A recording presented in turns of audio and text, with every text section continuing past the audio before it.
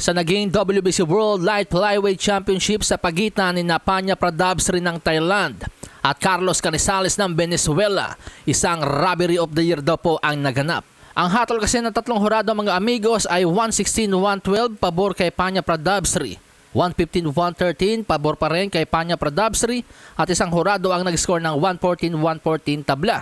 Kung saan napakalayo nga daw po sa totoong nangyari. Tulad na lamang nitong round 11 daw po, makikitang nagulpe itong si Panya Pradabsri, so balit may hurado pa rin nag-score para kay Panya Pradabsri. Maging ang ilang mga boxing writers sinasabing naluto si Carlos Canizales sa Thailand. Mantakin nyo, matapos si anunsyong panalo si Panya Pradabsri mismo sa harap ng kanyang mga kababayan, ay binubu si Panya Pradabsri ng kanyang mga kadugo. Sinyalis na talagang naluto si Carlos Canizales. Kaya naman napapost sa social media ang presidente ng WBC na si Mauricio Sulaiman.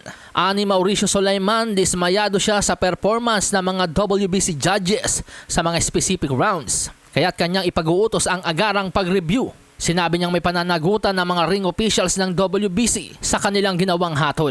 Samantala sa iba pang balita, heto kasado na po para sa February 24 ang pagbabalik boxing ni WBC World Bantamweight Champion Junto Nakatani. Kanya pong makakalaban ng undefeated Mexican contender na si David Queller Contreras. May kartadang 28 wins, no losses, no draws with 18 knockouts. 23 anyos pa lamang. At undercard din po sa laban na yan ang boksingerong tumalo kay Takuma Inoue, ang umagaw ng kanyang WBA World Bantamweight title. Walang iba kundi si Seiya Tsutsumi na may kartadang 12 wins, no losses, 2 draws with 8 knockouts.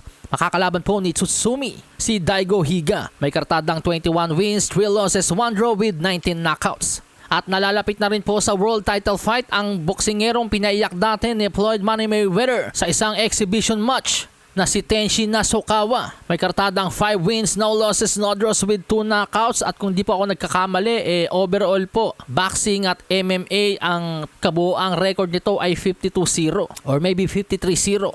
Kanya po makakalaban sa February 24 si Jason Moloney. May kartadang 27 wins, 3 losses with 19 knockouts. Dating nakalaban ni Naoya Inoue at tinalo ang ating kababayan na si Vincent Astrolabio. At kapag tinalo po ni Tenshin Nasukawa itong si Jason Moloney, malamang sa malamang na labanan niya ang magwawagi sa WBA World Bantamweight Championship ni Seiya Tsutsumi at Daigo Higa, sapagkat siya po ang pinakamataas sa rankings ng WBA. Sa hinang baraha, patunayan mo sa akin ha. Sino man ang mabunot na kalaban, di ka tatakbo ha. Sa bayan ko sa bayan, papalag ako para sa bayan. Basagan na bungo para sa akin, putek pabor pangayan.